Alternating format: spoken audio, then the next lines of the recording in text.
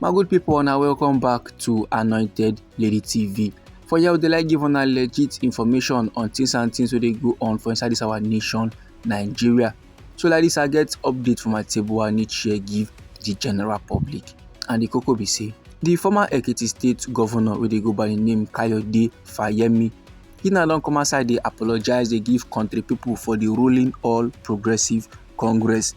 In the apologize, they give country people say the APC they don fail to deliver on their promises, and Oga Fayemi dey yarn all these levels. Oga Fayemi dey admit this one during one Thursday evening appearance wey im get for Tori People their channel, and no be lie my good people. This man dey apologize on behalf of the ruling All Progressive Congress because say they never succeed in achieving anything wey dem promise country people. But im na come still dey yarn say the reason wetin make their party now don fall hand, so the reason wetin make their party never fulfill the promises wey dem promise country people, no be because of say dem dey incompetent, no because say dem no get what it takes, but na just structural impediments dem na cause am. And no be lie, the ruling party wey be the APC don too face criticisms sake of say dem fail to address corruption, dem fail to address insecurity and economic issues. Upon say dem don dey promise say they go do all these levels during their 2015 campaign. Since the time of Muhammadu Buhari, na countrymen now don dey cry on how things be for we nation Nigeria.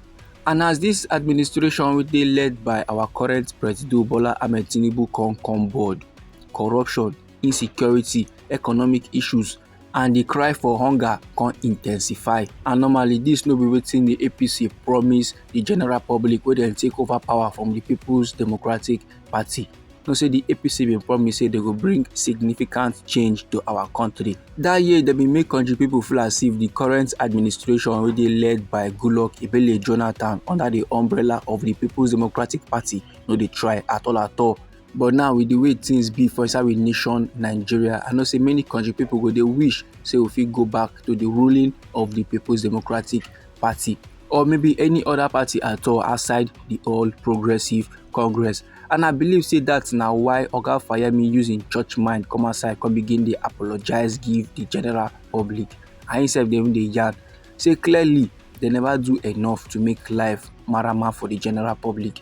They never do enough to put smile on the faces of Nigerians. But make country people not too worry because they fit still do some kind things for inside we nation Nigeria. And permit me to let you know say Oga Kayode Fayemi no end there at all. This man na chieftain of the All Progressive Congress. He dey for the same party wey our president Bola Ahmed Tinubu dey. But this man still come aside, they criticize our president Bola Ahmed Tinubu leadership style.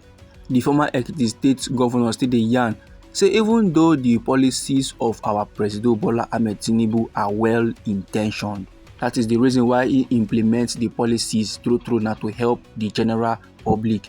But the well-meaning policy alone is not enough in leadership. You bringing things and things wey go help the general public no mean say you don finish work. No.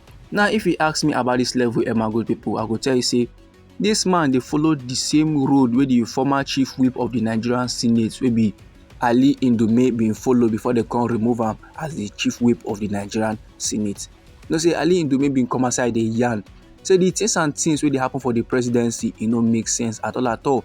He say men now don shield our president Bola Ahmed Tinubu to the extent the man no come know the true thing wey dey go on for we nation Nigeria. Men go dey tell am say all is well for Nigeria, the people are doing good, but last the people are suffering. Nothing dey go well for inside the country. He still criticize the policies of our president. Say these levels now wey the man dey bring come, e no good at all. The thing dey hurt the general public. Make him for take the policies back. Senator Ali Ndume still oppose the tax reform bills wey our president Bola Ahmed Tinubu introduce. So as they criticize our president, he come make the All Progressive Congress dey kukuma cast am aside. He come back as if na him be the bad egg, na him be the bad sheep wey dey their party. Sake of say him dey talk truth, sake of say him dey talk on behalf of the general public.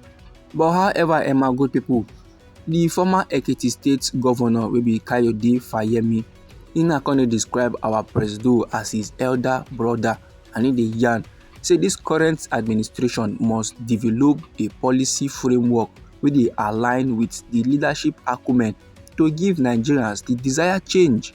He say our president true mean well for the general public but meaning well for general public is not enough in leadership because last in ten tionality is very much critical to success. No be small matter like dis my good pipu. Oga Fayemi wey be say for the ruling All Progressive Congress im get high ranking and im still be ally of the #1 citizen. Im come still proceed further dey talk say those people wey dey in power dem know the truth but dem no dey act the truth because sometimes there are many wey dey mediate factors. And make we check out our presido. Im now don do many things, im don do nice things for inside we nation Nigeria. Im now don acknowledge some kind levels wey be say previous administration no even try am, dem no even dare say they wan go that angle. And the fallout of those decisions now na cause dem a huge cost of living crisis. For instance, no other administration wey try am say dem remove fuel subsidy this long. No other administration wey try am say they wan float the naira. But this administration now don do am and they are facing the consequences. Now whether you talk about the student loans wey im introduce or other efforts wey the man don bring come board to resist insurgency, to control insecurity, or the tax policy reforms wey im introduce, or the increased revenue into the federal coffers dem, some elements still plaster wey need to come together. Now this na where effective policy framework it goes side by side with leadership acumen to get the change of narrative to the story. Maybe that's na the area where they need to do lots more. That na the area where they need to focus on. Now we all know say the ruling party wey be the APC, they get one bad habit. If you criticize them, if you talk bad against them, they go criticize or they go punish you in one way or the other, especially when you dey for inside their own party and they come dey talk bad against them.